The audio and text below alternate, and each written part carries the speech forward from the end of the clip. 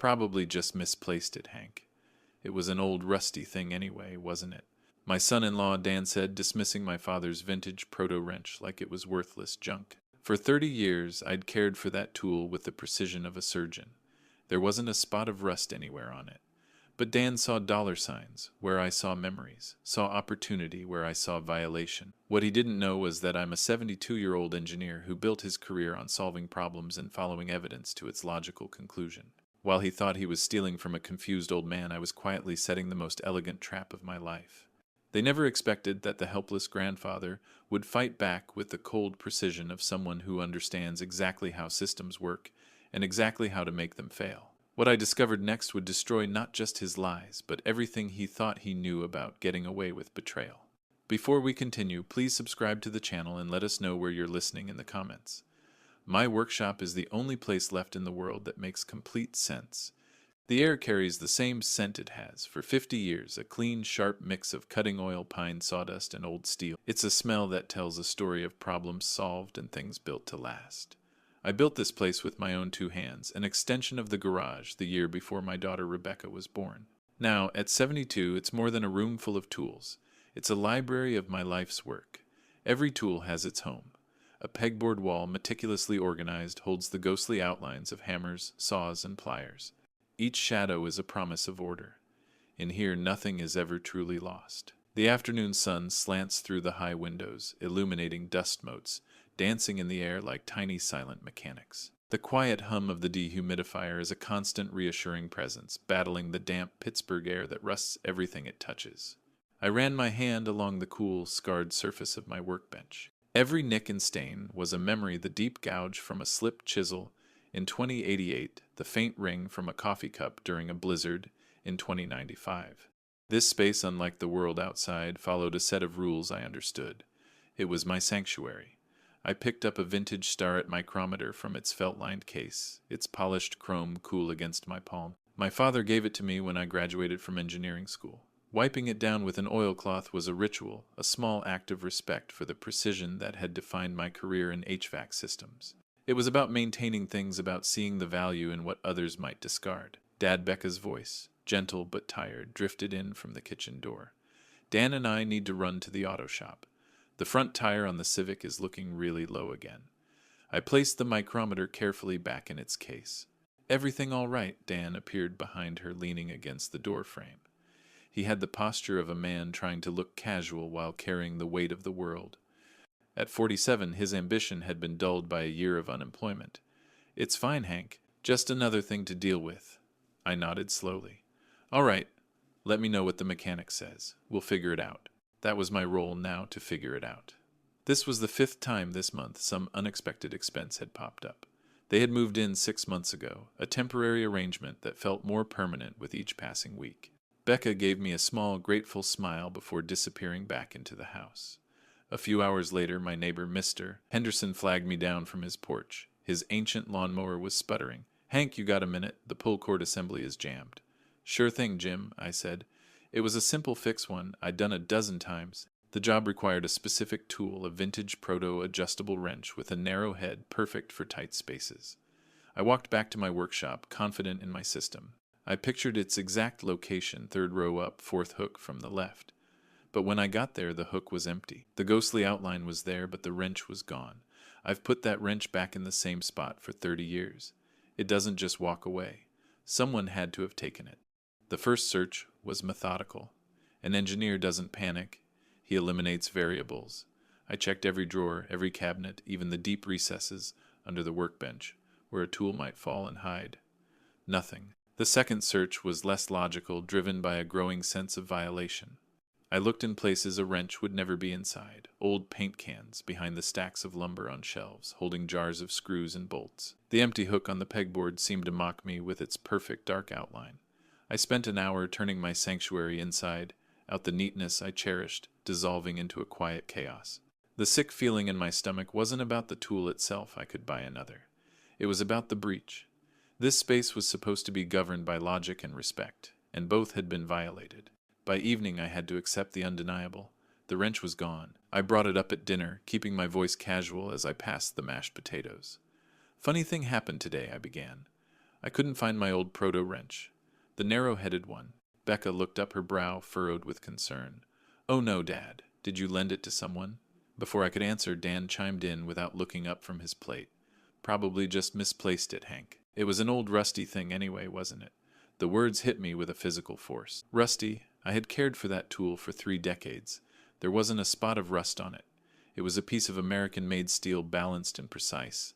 It wasn't rusty, Dan, I said, my voice flatter than I intended. And I don't misplace my tools. Well, it'll turn up, he said, shrugging, effectively ending the conversation. Becca shot me a look, a silent plea to let it go.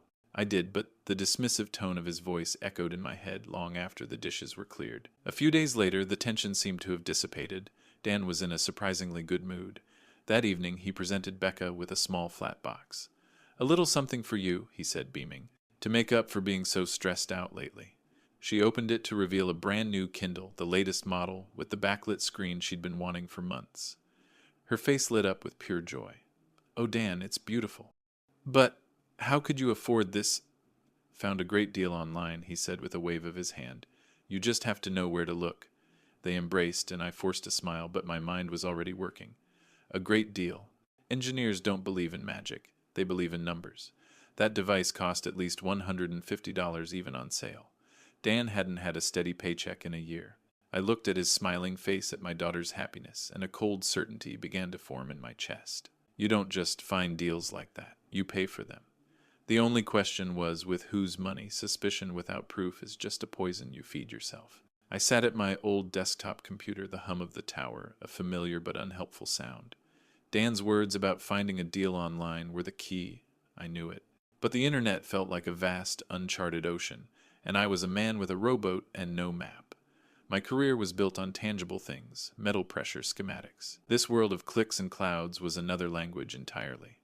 There was only one person I could call. Stephen and I had worked at the same firm for 30 years. He was always the first to embrace new technology, the one who bought a home computer back in the 80s.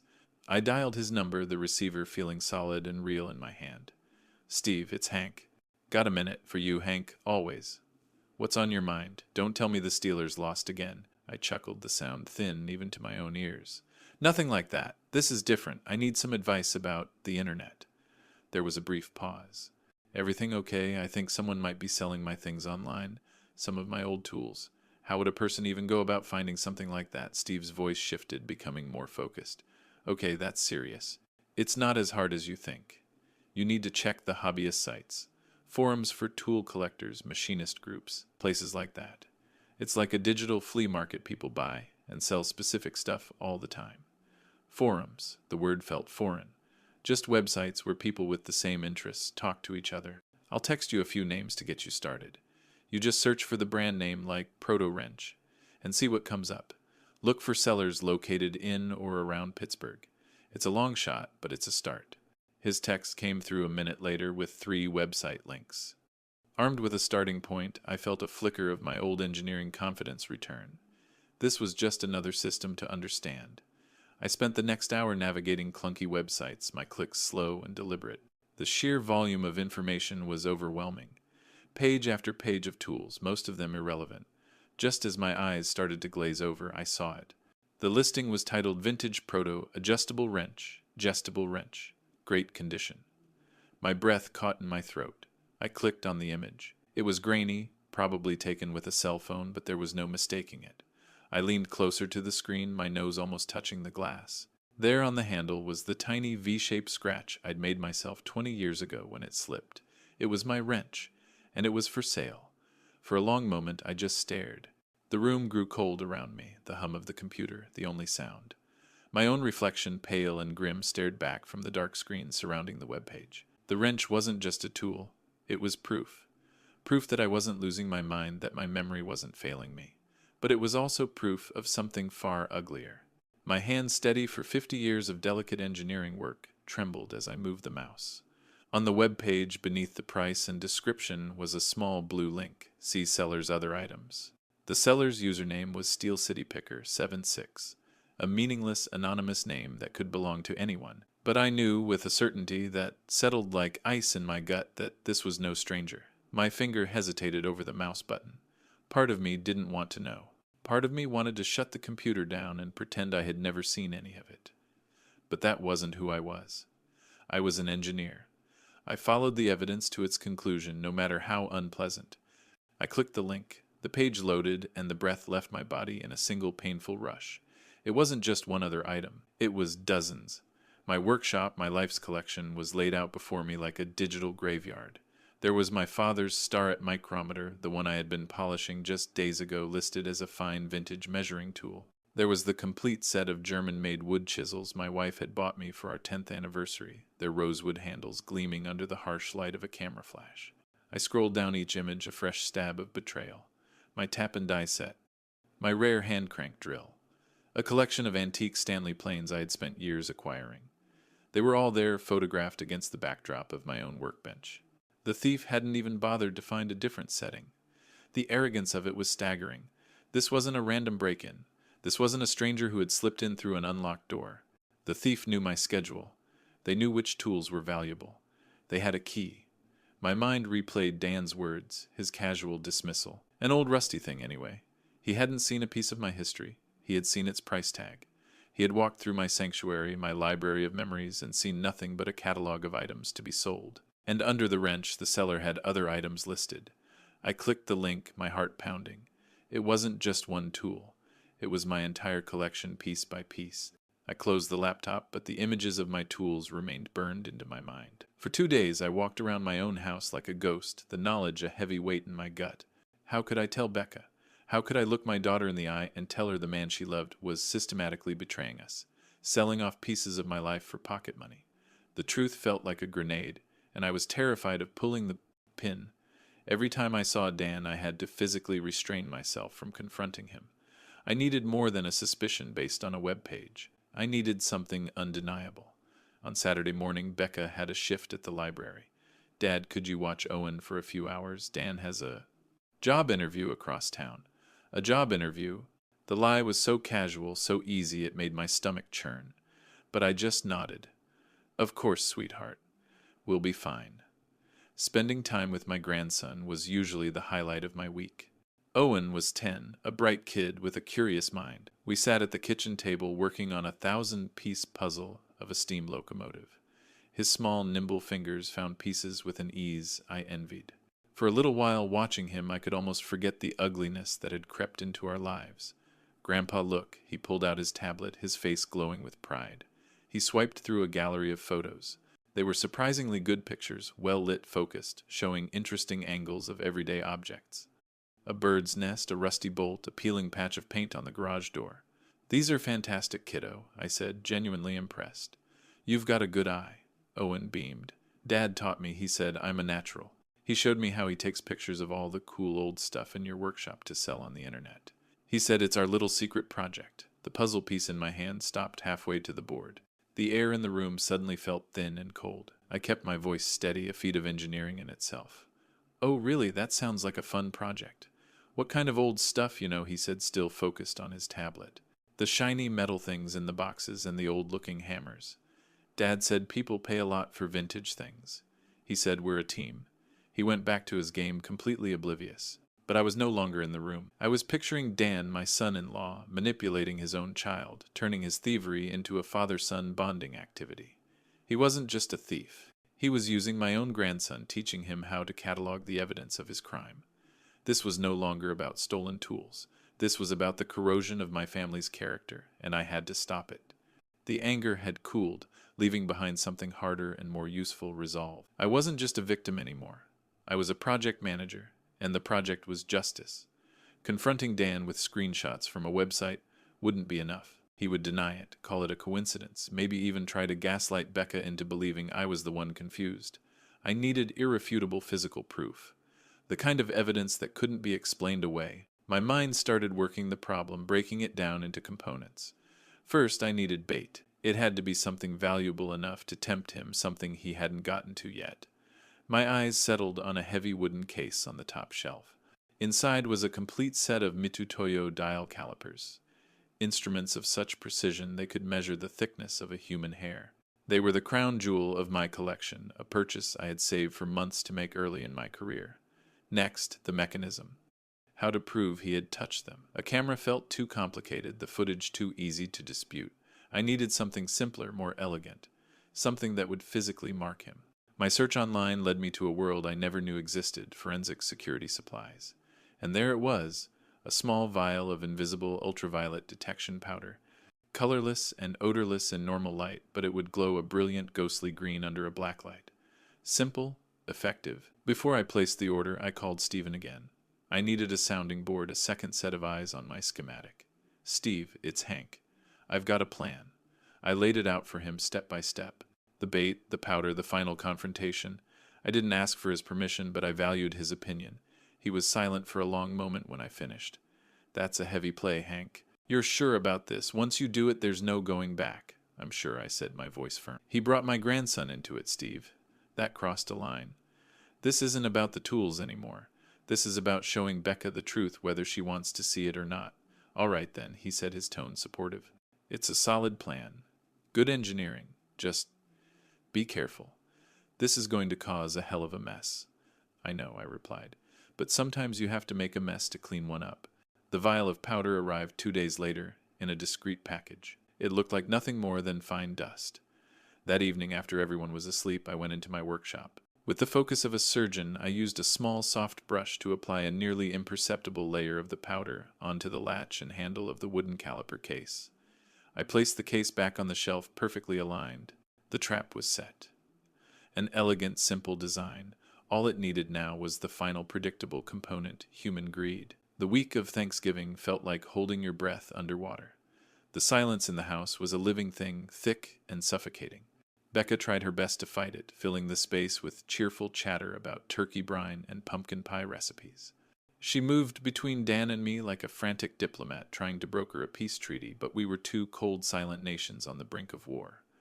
At dinner 2 nights before the holiday, the tension was sharp enough to cut. I watched Dan from across the table. He was jumpy, irritable, picking at his food with a fork. He avoided my gaze, keeping his eyes fixed on his plate or his phone. I was thinking we could watch the parade on Thursday morning, just like when I was a kid, Becca said, her voice a little too bright. Owen would love it. I might have to work, Dan muttered, scrolling through his phone. Work on Thanksgiving, Becca's smile faltered. Some of us have to hustle to make ends meet, he snapped, finally looking up. His eyes met mine for a fraction of a second, full of defiance and something else, fear. I didn't say a word. I just held his gaze until he looked away. My silence was a better weapon than any accusation. It let his own guilt do the work. That night I lay in bed, staring at the ceiling. I could hear the house settling, the old wood groaning under the strain of the cold November night. Every creak of the floorboards from their room above was a potential footstep, every cough a confession. Sleep was impossible. Waiting was a unique form of torture. It wasn't the waiting for a thief that kept me awake. It was the waiting for my daughter's heart to break. Around 2 in the morning I couldn't stand it anymore. I slipped out of bed, my feet silent on the cold floor. I didn't turn on any lights, navigating the familiar darkness of my own home with ease. The workshop was even colder, the air still and silent. The beam from my small flashlight cut a clean path through the darkness, landing on the rows of tools on the pegboard. Everything looked normal. Everything looked perfect. Then I raised the beam to the top shelf, to the spot where the wooden case of methodical calipers was supposed to be. The space was empty. The empty space on the shelf screamed at me in the silent darkness.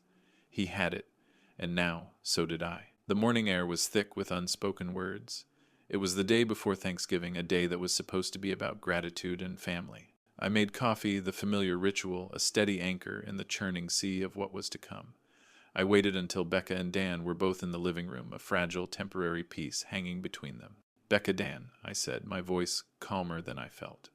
Could you sit down for a moment? There's something we need to discuss as a family. Becca's face immediately tightened with worry. She sat on the edge of the sofa. Dan remained standing, arms crossed, a defiant look already hardening his features. What is it, Hank? I've got things to do. This won't take long, I said, taking a seat in my armchair directly across from him.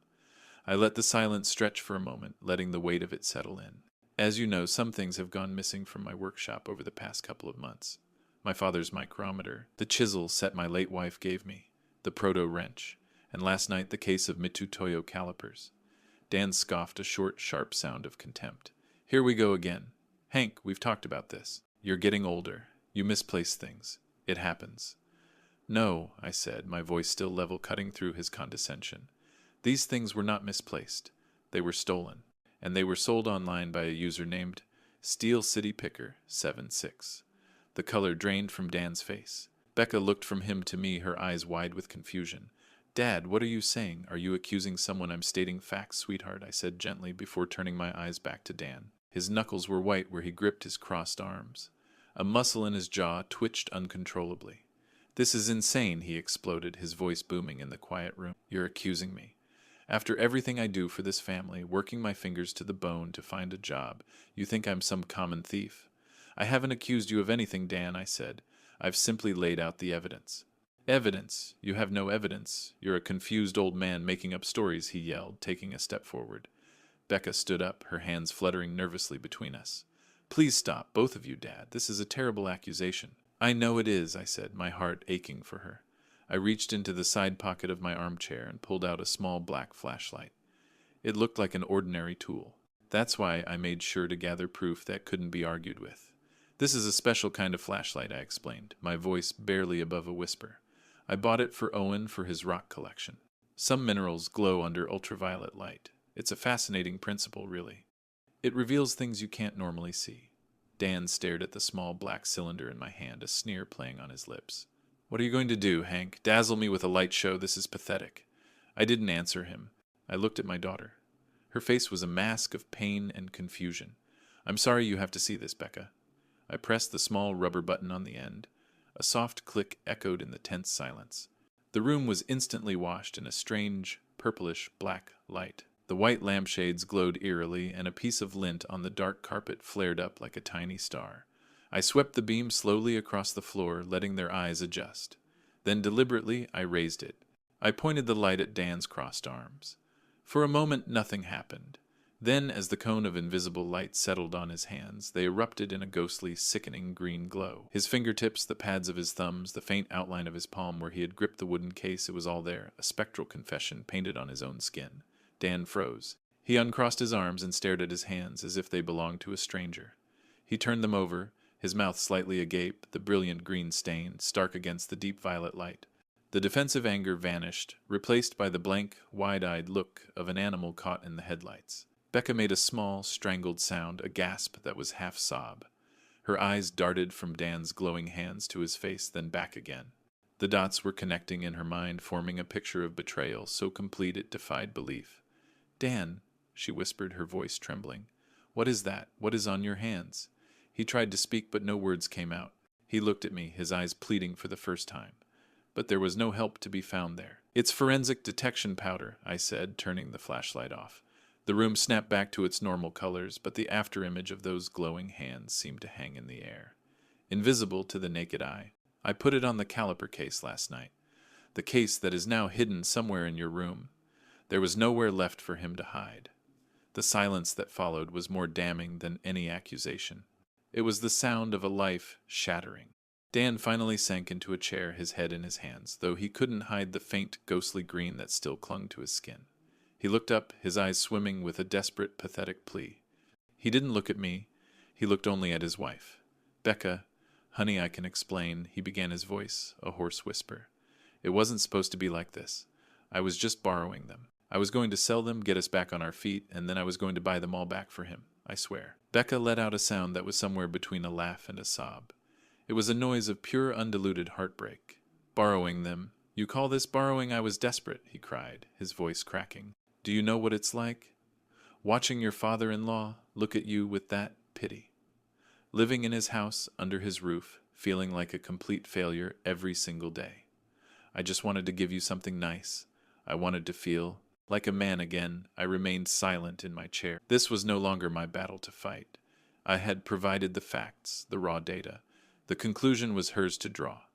Becca walked slowly towards him until she was standing right in front of his chair. She wasn't crying anymore. Her face was strangely calm, her eyes clear with a terrible clarity. So you lied to me, she said. It wasn't a question. It was a statement. Every day, you lied about job interviews.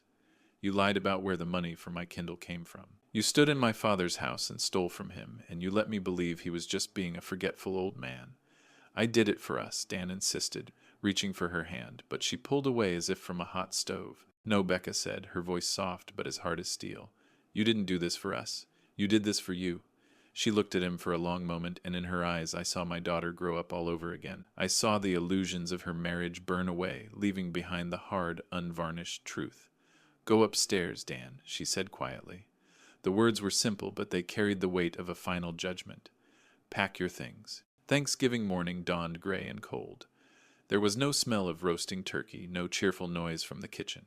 The house was utterly silent except for the funereal sounds coming from upstairs, the scrape of a cardboard box on the floor, the decisive zip of a suitcase. I sat in my armchair, a cold cup of coffee in my hand, and listened to my daughter's life being packed away.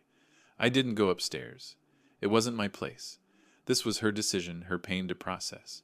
I had simply been the engineer who revealed the structural flaw. The demolition was her job. When I opened the refrigerator to get milk, I saw the turkey still in its plastic, wrapping a pale and pathetic monument to a celebration that would never happen. I closed the door quietly. They came down an hour later. Dan carried 2 large boxes, his movements jerky and aggressive. He didn't look at me, his face a mask of sullen anger.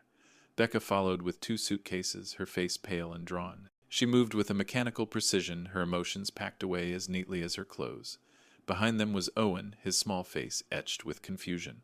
"Mom, where are we going?" he asked, his voice small, in the big quiet room. "Are we going on a trip for Thanksgiving?" Becca knelt, her movements stiff. "We'll talk about it in the car, sweetie," she whispered, her voice thick. "Go get your coat on." As Dan made his last trip to the car, he finally stopped and looked at me. There was no remorse in his eyes, only a bitter, burning resentment. "You happy now, Hank?" he said, his voice low and venomous. "You got what you wanted. You destroyed your own family." "You did this, Dan," I replied, my voice even. "You made a series of choices. This is just the consequence." He shook his head and walked out the door, slamming it behind him.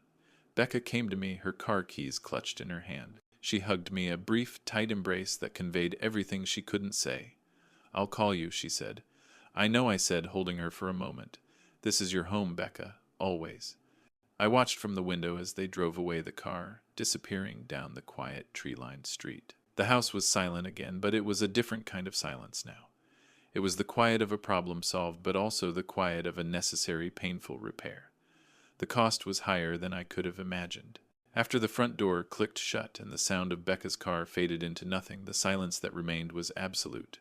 It was heavier than any noise, pressing in on me from all sides. For a long time, I didn't move from the window. I just watched the empty street where the autumn leaves skittered across the asphalt like lonely refugees. The house felt vast and hollow, as if its very bones were aching from the departure. I walked through the downstairs rooms, my footsteps unnaturally loud on the hardwood floors. In the kitchen, the coffee pot sat half full and cold. On the counter, a bag of potatoes and a bundle of fresh sage waited for a Thanksgiving meal that would not be cooked. I saw everything through a new, sharp clarity. These weren't just objects. They were artifacts of a life that had in the space of a morning ceased to exist. The future I had imagined, holidays filled with the laughter of my grandson, the comforting presence of my daughter, had vanished.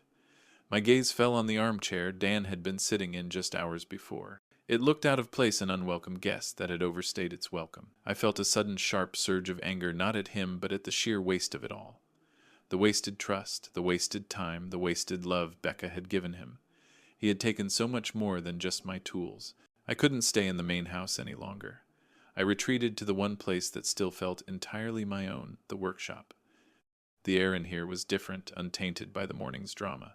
I stood in the center of the room, surrounded by the quiet, steadfast company of my tools. The empty space on the top shelf, where the calipers had been, was like a missing tooth, a constant reminder of the violation. I knew I couldn't leave it like that. Healing, like engineering, is a process. It requires taking things apart before you can put them back together correctly. I started with a simple task. I took every tool off the pegboard one by one. I laid them carefully on the workbench, their familiar weight a comfort in my hands. Then, with a soft cloth and a can of oil, I began to clean them, polishing away any trace of the past few months, preparing the space for whatever came next. For 3 days, the workshop was my world. Cleaning turned into organizing, organizing into inventorying. It was a problem I could solve, a system I could restore. I was cataloging a set of drill bits when the phone rang, its shrill sound, an intrusion on my carefully constructed piece. The caller ID read Becca. My heart gave a painful lurch. I wiped my oily hands on a rag and answered, my throat suddenly dry. "Hi, Dad." Her voice was thin, frayed around the edges like old wiring, but it was there. It was her. Becca. "Hi, honey. Are you all right? I'm okay," she said, a slight hesitation in her words. "Owen is okay. We're staying with my friend Sarah for now. She's been great." "That's good," I said, relief washing over me. It wasn't much, but it was a location, a point of safety on a chaotic map. Sarah's a good person. A silence stretched between us, filled with all the things we weren't saying about Thanksgiving morning. I could hear faint traffic noises in the background of her call. "I just wanted to call," she finally said, "to let you know we were settled for the moment, and to ask what you're going to do." I knew what she meant. She wasn't asking about my dinner plans. "I'm not sure. I haven't done anything yet." "The tools, Dad," she said, her voice gaining a sliver of the strength I knew she had. "The calipers. And everything else. You can't just let that go." This was the hard part. The part that moved this from a family tragedy to a public record. "I know, sweetheart, but it means filing a police report. It makes everything official. I wanted to talk to you first." I heard her take a deep, shuddering breath on the other end of the line. I know what it means. But you have to. It was wrong. What he did was wrong, and there has to be a record of it. It's the right thing to do." Her words, spoken through her own pain, gave me the clarity I needed. She wasn't asking me to protect her from the truth anymore. She was asking me to validate it. "Okay, Becca," I said, my own voice finding its footing. "Okay, I'll go down to the station tomorrow morning." "Thank you, Dad," she whispered. "You get some rest," I told her. "I love you. I love you too." The line went dead, but I stood there holding the phone for a long time. I was proud of her, a fierce, aching pride that filled my chest. She was navigating the wreckage of her life with a compass of character, and I now had my own clear direction. Tomorrow I would take the next step. The police station smelled of stale coffee and disinfectant, a combination that managed to be both sterile and vaguely depressing. Phones rang incessantly, and the crackle of a police radio provided a constant, urgent backdrop. It was a world of controlled chaos so different from the deliberate quiet of my workshop. I felt like a foreign component in a complex, unfamiliar machine. For a 72-year-old man who had never so much as gotten a speeding ticket, this was uncharted territory. I took a seat in the waiting area, my manila folder resting on my lap. Inside, I had printed out the web page listings, complete with the seller's username. I had also written a detailed chronological list of every item I knew was missing, along with its estimated value. If I was going to do this, I was going to do it right. An engineer brings data, not just feelings. "Mr. Wallace," a young female officer with a kind but weary face called my name. She led me to a small, cluttered desk. Her nameplate read, "Officer Miller."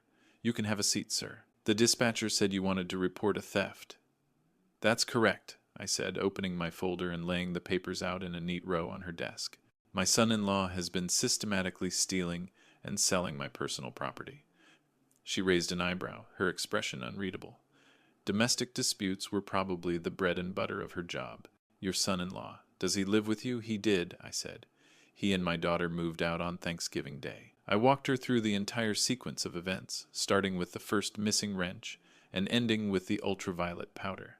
I kept my voice, even presenting the information, as if I were describing a faulty circuit board. I showed her the printouts of the online listings. I explained how I had confirmed it was him. She listened patiently, nodding occasionally and taking notes. When I was finished, she looked at the list of stolen tools, her eyes lingering on the estimated value. "This is a significant amount, Mr. Wallace. Well over the threshold for felony theft." "I'm aware," I said. "And you're certain you want to press charges against your own son-in-law?" she asked, her gaze direct. It was the question I had been asking myself for weeks. "My daughter and I are in agreement," I said, my voice steady. "This needs to be a matter of record. People need to be held accountable for their actions." She nodded slowly, a flicker of respect in her eyes. "Okay, Mr. Wallace, let's get your official statement down.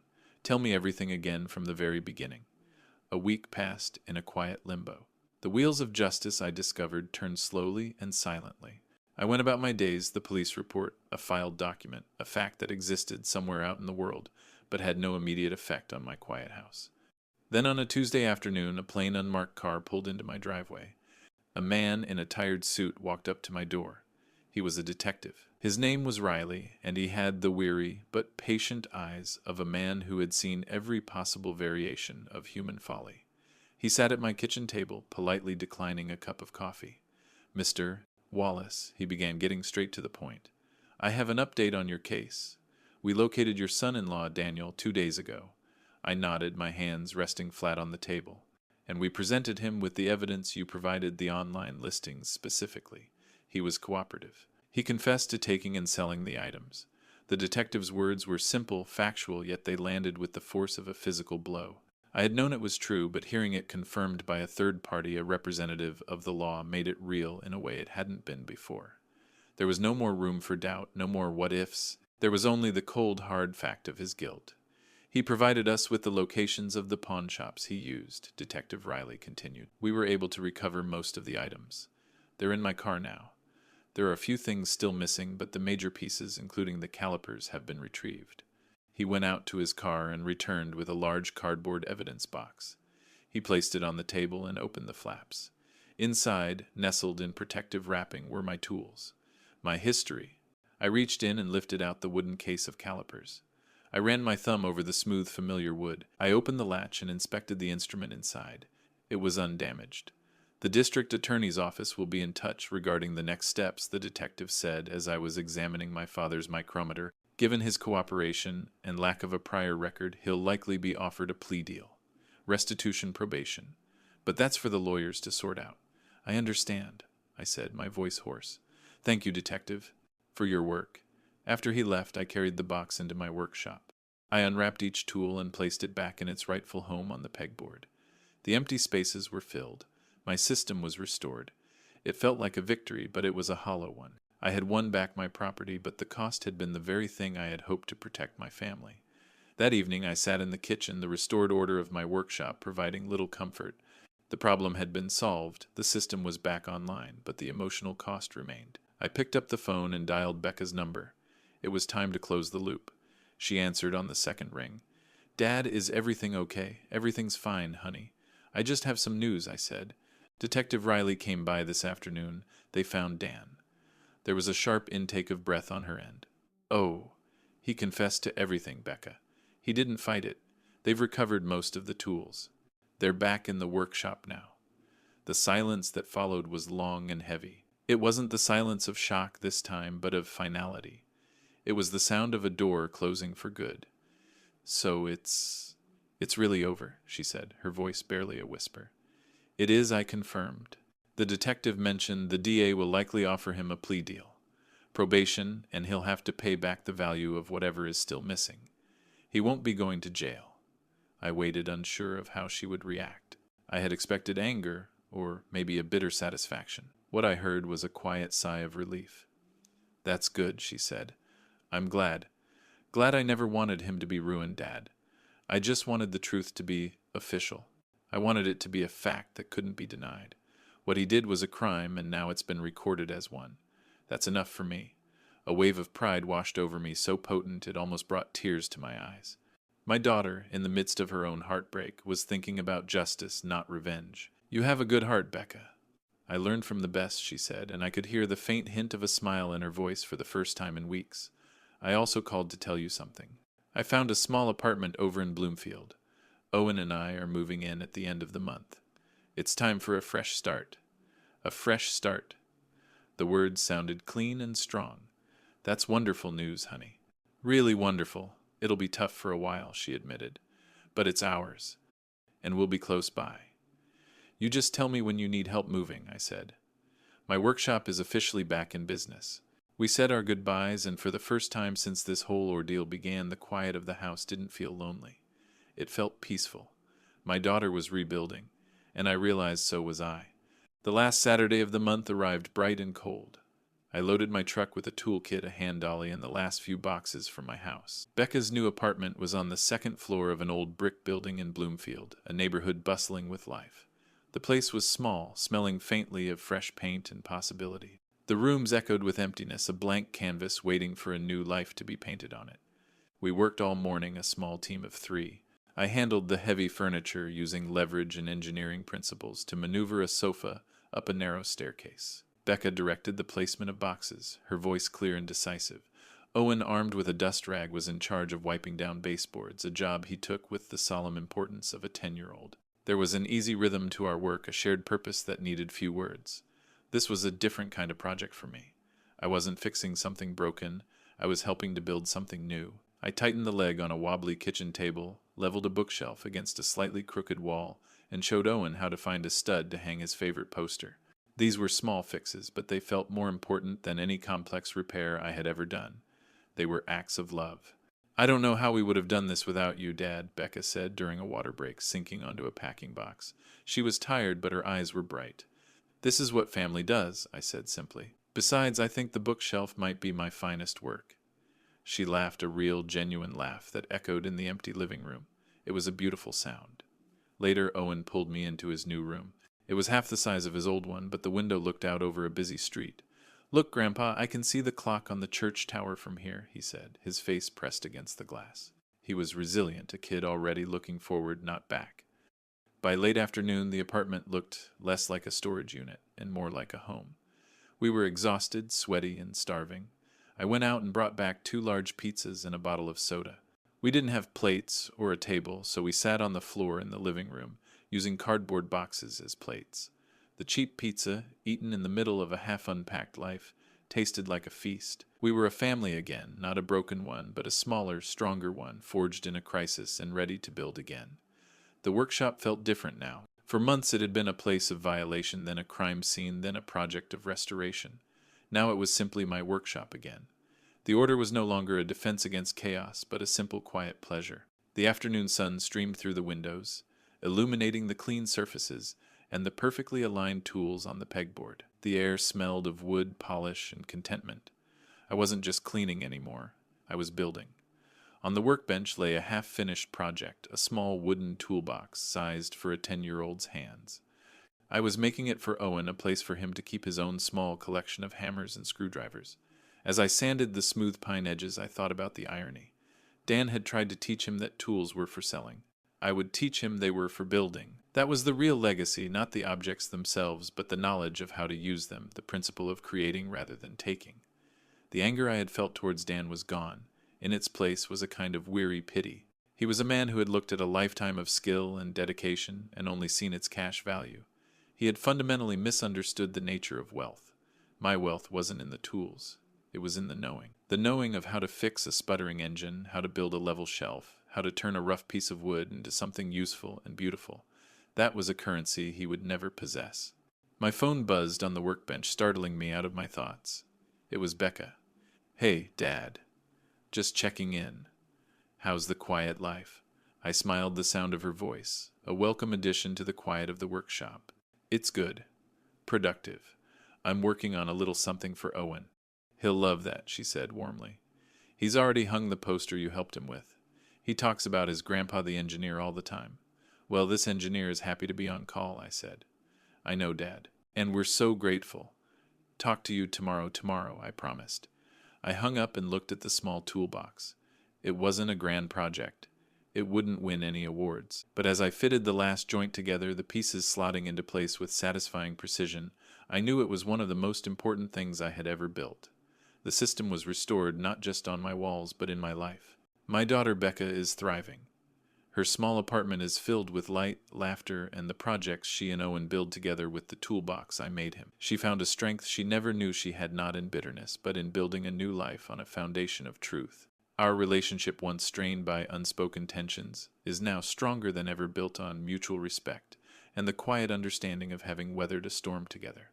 I learned that protecting your family doesn't always mean keeping the peace. Sometimes it means having the courage to face a painful truth, knowing that the repair, though difficult, will make the entire structure sound again. A man's legacy isn't the collection of things he leaves behind.